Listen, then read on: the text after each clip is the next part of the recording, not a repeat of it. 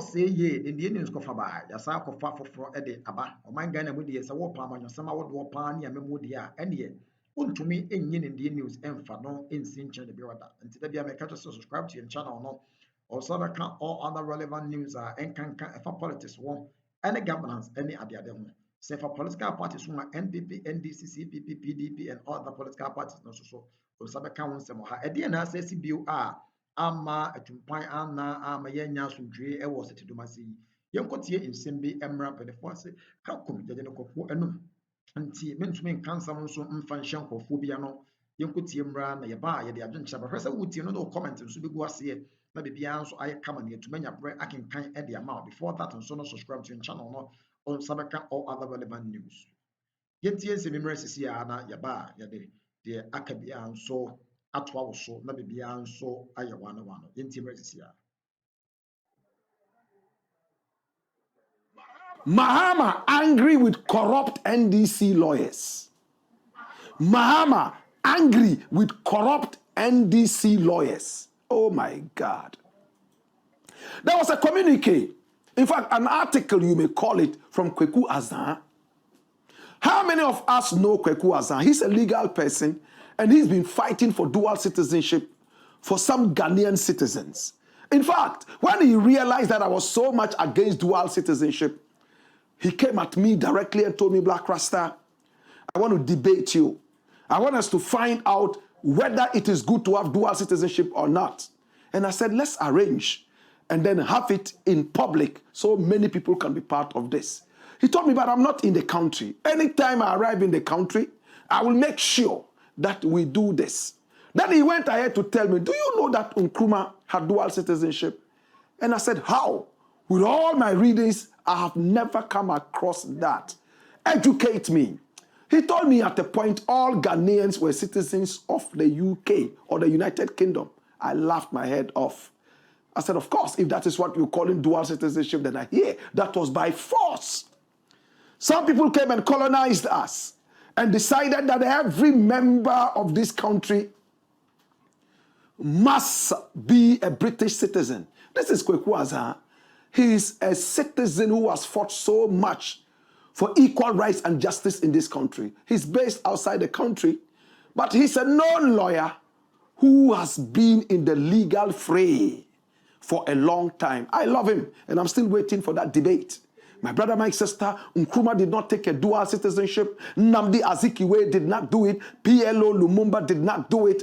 All our great heroes never played with any dual citizenship. Even Jerry John Rawlings, who had the opportunity to be called Scottish and Ghanaian, stood with his Ghanaian citizenship. So it was very annoying when a guy went to court and tried to strip Rawlings of his Ghanaian identity. Do you all remember? My brother, my sister, Kweku Azan was also talking about this thing about oral. Is oral Operation Recover All Loot? Is it all of a sudden becoming ORS? Operation Reward Stealing. Is that it? My brother, my sister, why is this conversation very important at this point? Now, Fifi Korte. How many of us know Fifi Fiati Korte? Fifi Kwete. Now, he used to be an aide to Rawlings. And I remember in the days, me and him clashed a little bit because I had said something about Rawlings. It's about 20 years back. And he wasn't happy about it. He was a young man then, just like me. We both had the youthful energy. And on a radio station, he tried to, make his point, And I also tried to make my point. That was the last time we actually clashed. Now, the next time we met was just a few months back before the elections when he told me, Black Rasta, we are going to work hard to win the elections so you don't have to relocate. This is Fifi Kwete.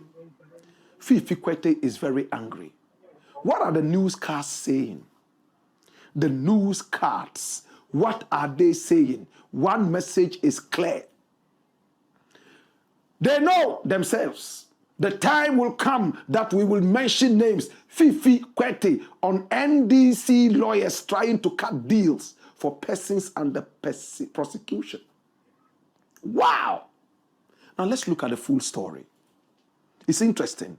Now, the General Secretary of the National Democratic Congress, the NDC's Fifi Kwete, has said that the time will come when the names of the NDC lawyers who are trying to cut deals for persons under prosecution will be put out. He says those NDC lawyers know themselves. Fifi Kwete is not happy with some of the party's lawyers. Now, the party's scribe is accusing some of his compatriots of inhibiting efforts by the government to prosecute people found to have engaged in wrongdoing. Dash it away.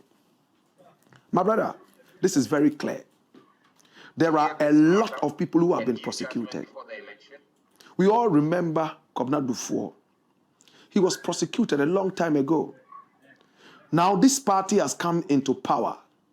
We go to court, wherever it is, Dufour is allowed to cut a deal. And he walks away.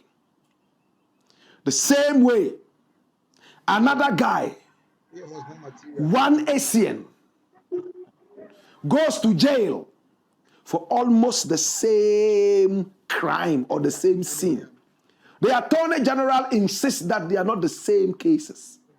But whatever it is, this guy was also allowed to pay back all the money in full. Atu Essien. My brother, my sister, he was only able to afford something. And the rest of it, with all his influence and friends and TV clique, he couldn't get that. So they threw him in jail. Now he went to jail. Because of his high-profile nature, he's better than the banana thieves. He's better than the plantain thieves. He's better than the rapists and all those people. So they found a way of pulling him out because they said he has some spinal issue, as if he's the only person sick in our prisons. Fire is continually burning all these people in high and low places. As to how they were able to machinate and remove this thief from the prison called Atu Essien is still very, very suffocating. Atu Essien came out. He's walking free. My brother, my sister, on bail. Now, what is the bail about? Now, the guy was given the opportunity to pay back the money he stole. He couldn't, so he was convicted and called an official thief. He stole our money. All of a sudden, KSM and some other people came pleading for him because he was sick.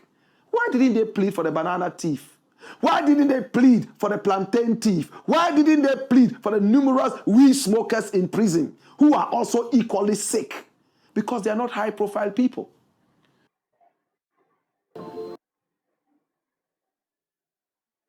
Criminal, dirty thief Atu Essien gets the chance to come out. And once he comes out, he's walking around there on bail. The case has been completed. So what is this bail thing about? I don't understand it. It's completed. He's been convicted. Or is it health bail? Because we have leave health or health leave, travel leave. Is there something like that in the legal system, the prison system? My brother, my sister, Atu Essien is out. Did they cut him a deal too? At least the Attorney General got him in there. Dufour is working. They said he paid about 60% of whatever he owed. How about the 40%? Who's going to pay that? Ghosts? Ancestors? I wonder who's going to pay that. My brother, but let's get to today's issue. Fifi Kwete is very angry that the NDC came into power on the back of the Nana Addo Dankwa government being overly corrupt, fantastically corrupt. Now, if you campaigned against corruption, you campaigned against Cecilia the past millions under the bed, my brother, my sister, and campaigned against fantastic corruption, now it is time for you to prosecute all these fantastic thieves. Then you start cutting deals with them. Now let me tell you what secret it is. And this is a secret. It's a secret. Watch this. What is happening right now is anybody that is caught in the web of corruption in the former regime, the NPP regime, and they try to fight at the beginning, but when they realize that it's not working too good, Either it's Iyoko that has picked them, national security, or the attorney general. They are in the same circle, right? If they pick you up, the first thing they do is to look for an NDC lawyer. Listen attentively. They look for an NDC lawyer. We all know them. We do not want to start mentioning their names because they know themselves and we all know them. There are some lawyers who have become very, very notorious for partisanship. The NDC has its lawyers. The NPP has its lawyers. NPP lawyers include people like, what's his name, Atachia. NDC lawyers include people like Chatuchi Kata. My brother, my sister. So now, any criminal or alleged criminal who is from the former regime, once they are arrested, they don't deal with their lawyers anymore. They go for NDC lawyers.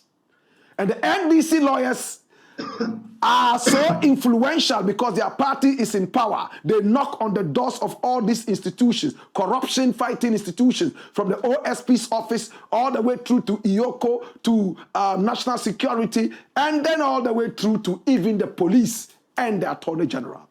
At the end of the day, there is a looming crisis of deal cutting. Governor Edu Buahin is looking for a plea deal. But instead of looking for a plea deal, we are told that he's looking to cut a deal. There are two different things. A plea deal is for you to say, hey, the case is becoming so long, so I don't want it to be so long. I plead that I'm guilty in one way or the other, so this is what I want to pay to the state, whatever it is. I'll compensate the state like this. Then you look at it. But in this case, it's a plea. It's not a plea deal. They are cutting a deal. You know what? Let's set him free. We'll give you this amount of money. Keep it for yourself. And then you keep this amount of money for the state as well. That is what is meant by cutting the deal. If we continue like this, oral is going to be a joke. It will suffer from dental caries. Somebody find out what dental caries means. Oral. The hygiene that is supposed to bring us, it will bring us dental caries. If we continue like this, Mahama will be a joke.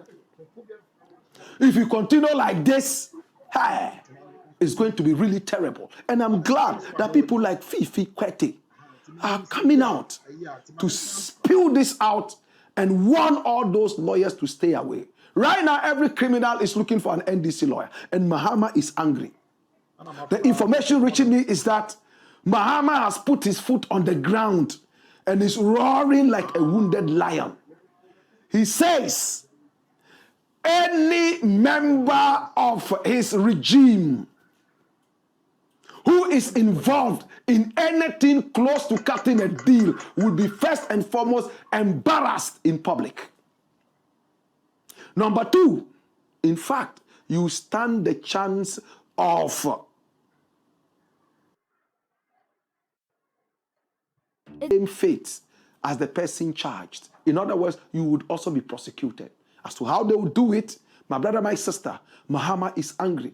He's realized that there are some people who are quick enough to destroy the name of something good that is about to happen.